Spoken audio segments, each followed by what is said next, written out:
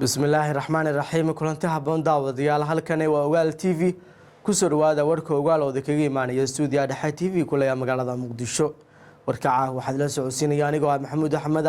qodobadaad ku daawan doontaan warkeena waxaa kamid ah xildhibaano ka tirsan labada gole ee baarlamaanka federaalka Soomaaliya ayaa isku diiwaangeliyay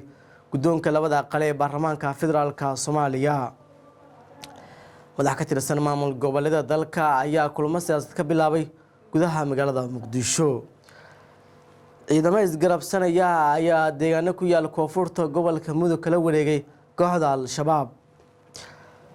xeeralyaha guud ee qaranka ayaa u yeeray wasiir ka tirsan xukuumadda xilgaarsiinta wararka dibaddana waxaa ka mid ah madaxweynaha ruushka Vladimir Putin ayaa sheegay in ciidamadiisa la wareegeen magaalada Mariupol taas waa qaar ka mid ah qodobada ku daawan doontaan warka ogaal TV iminkana u diyaar garooba ayagoo dhammaystiran iyadoo maalmihii ugu dambeysay socotay arji qabashada xildhibaanada u tartamaya guddoonka labada qale ee baarlamaanka federaalka Soomaaliya ayaa maantay la soo gabagabeeyay iyadoo isdiiwaan geliyeen musharaxiin dhowr oo ka tirsan labada gole ee baarlamaanka federaalka Soomaaliya maanta oo khamiisa waxaa ku eeg diiwaangelinta musharaxiinta u taagan xilka guddoonka labada gole ee baarlamaanka 11 Soomaaliya iyadoo bilaabatay 19 bishan isla markaan loo qabtay muddo 3 cisho inay isku soo diiwaangeliyaan guddiga guddoonka doorashada golaha shacabka ayaa shaqada musharaxnimada guddoonsiiyay musharaxiin u tartamaya xilka guddoomiyaha iyo guddoomiye ku-xigeenka kuwaasoo gaaraya 22 musharax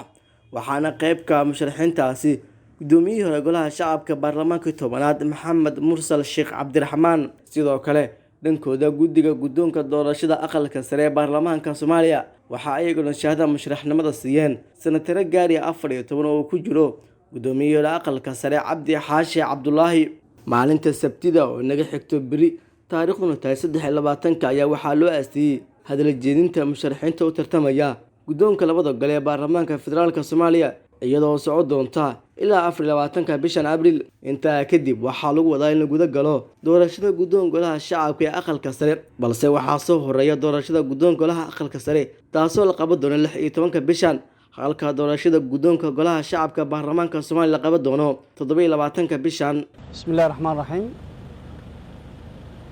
maanta taariikhdu tahay 21 bisha afraad 2022 oo maalin khamiis ah waxaan ku guda jirnay maalmihii shaqooyinkeena caadiga ahaa si guud waxa iska diiwaan gelisay musharaxnimada guddoonka golaha aqalka sare 12 musharax oo 3 musharax iska diiwaan gelisay guddoomiyaha gudoomiye ku-xigeenka koowaad iska diiwaan gelisay 2 musharax iyo 7 musharax iska diiwaan gelisay gudoomiye ku-xigeenka labaad si guud marka waxay noqotay lambarka 12 musharax oo iska diiwaan gelisay aqalka sare maanta oo saacadu tahay 4 galabnimo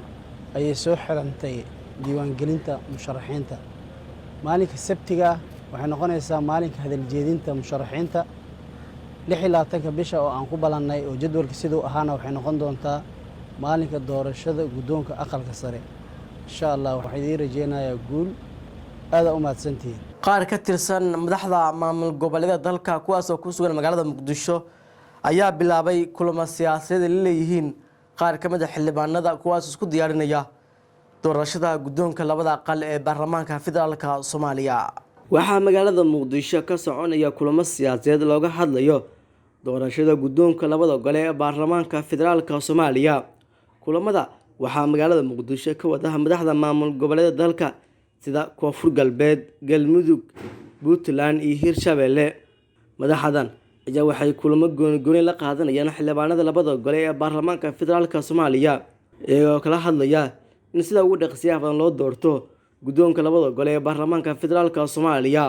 madaxweynayaasha ayaa waxaa la sheegay in qaarkood taageero gaar ah u muujinayaan musharaxiinta u tartamaya guddoonka labada aqal ee baarlamaanka oo ay kala wataan si kastaba maalmahan ugu soo aadan ayaa waxaa la filayaa in la doorto guddoonka golaha aqalka sare iyadoo isku diiwaan geliyeen musharaxiin dhowr ah oo ka tirsan xildhibaanada labada aqal ee baarlamaanka federaalka Soomaaliya waxaana xusid mudan in doorashada guddoonka labada gole ee baarlamaanka federaalka Soomaaliya qayb ka ahayn xildhibaanada laga soo dooranayo degmada Garbaharey ee gobolka Gadow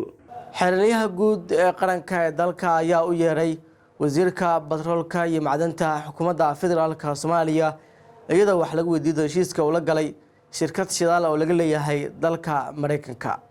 xeer ilaaliyaha guud ee qaranka mudane Suleymaan Maxamed Maxamuud ayaa maanta soo saaray amar ku socda wasiirka wasaaradda batroolka iyo macdanta Soomaaliya Cabdirashiid Maxamed Axmed. xeer ilaaliyaha ayaa u yeeray wasiir Cabdirashiid in maalinta Isniinta oo taariikhdu tahay 25 bisha Afraad u yimaado xafiiska sida lagu cadeeyay qoraalka Dr. Suleymaan. wasiirka ayaa waxaa la faray in waqtiga imaanshaha ilaaliyo kaasoo ah 5 barqanimo sida ku cad qoraalka ka soo baxay xafiiska mudane Suleymaan Maxamed. sidoo kale xeer ilaaliyaha ayaa shaaca ka qaaday in wasiirka batroolka wax laga weydiin doono heshiiska shidaalka uu saxay kaasoo dhexmaray wasaaradda batroolka iyo macdanta xukuumadda Soomaaliya iyo shirkad ka shaqeysa arrimaha shidaalka oo laga leeyahay dalka Mareykanka. wasiirka batroolka ayaa dhawaan soo bandhigay heshiis shidaal baaris oo wasaaraddu la saxday shirkad shidaal ka shaqeysa oo laga leeyahay dalka Mareykanka kaasoo dood dhaliyay isla markaana ay ka hor yimaadeen madaxda kale dalka. wasiir Cabdirashiid ayaa sidoo kale xilligaasi sheegay in madaxweyne Farmaajo oo la ogaay heshiiska oo lagu qaatay lacag dhan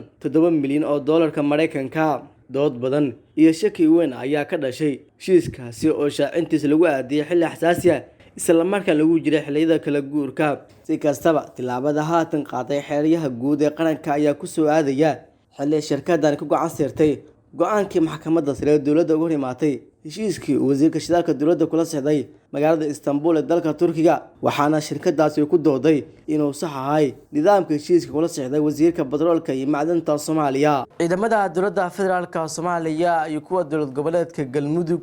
iyo qaar ka mid ah dadka deegaanka koonfurta gobolka Mudug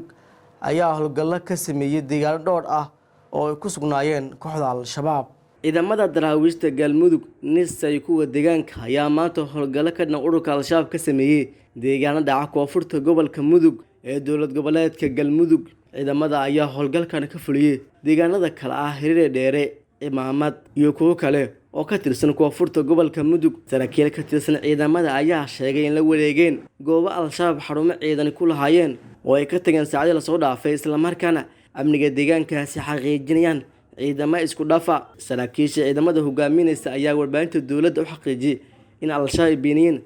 saldhig badan oo ay kaga sugan yihiin koonfurta gobolka Mudug. daawadayaal weli waxaad daawanaysaan warka Ogaal TV. markaana wararka dibadda, madaxweynaha Ruushka Vladimir Putin ayaa sheegay in ciidamadiisa ay la wareegeen magaalada Mariupol isagoo soo saaray amar ku socda dowladda Ukraine. madaxweynaha Ruushka Vladimir Putin ayaa Khamiista maanta bogaadiyay waxa uu ugu yeeray xoreynta magaalada Mariupol kadib markii wasaaradda gaashaandhigga ay sheegtay in Moscow gacanta ku dhigtay magaalada Tekada leh markii laga reebo wasaaradda beeraha. si buuxda ila wareegidda magaalada Mariupol ku taala badda Azo ayaa guul weyn u ah Ruushka iyadoo sahlaysan ku xirto gobollo hore u go'doonsanayeen ciidamada Ruushka. Mariupol waa la xoreeyay ayuu yiri madaxweynaha Ruushka Vladimir Putin intuu socday kulan laga baahiyay telefishinka qaranka ee Ruushka. madaxweynaha ayaa hadalkiisa u raacsaday inta ka hartay ciidanka Ukraine tilaabo ayaa ka qaadi doona hal ayana u soo qaaban doona ayuu hadalkiisa raacsaday madaxweynaha Ruushka Vladimir Putin. wasiirka gaashaandhigga ayaa sheegay in qiyaastii 20,000 difaacyada reer Ukraine ay ku jiraan warshada halkaas iska caabin aday kula kulmeen. Putin ayaa sheegay in xoreynta Mariupol guul weyn u tahay ciidamada Ruushka hase yeeshee wuxuu ka amray wasiirka gaashaandhigga inuu baajiyo qorshaha ay ku gaari lahaayeen aaga warshada isagoo u yeeray mid laga maalmaan u ah Ruushka. gudaanta wadayaalkaasaan kusoo gabagabeynaa warka Ogaal aad ka daawanaysaan Ogaal TV. warka waxaad la socodsiinaya anigoo ah Maxamuud Axmed anigee baahda ila qayb gashaba waxaan leenahay sidaas iyo amaano Allah. wassalaamu calaykum waraxmatullaahi wabarakaatuh.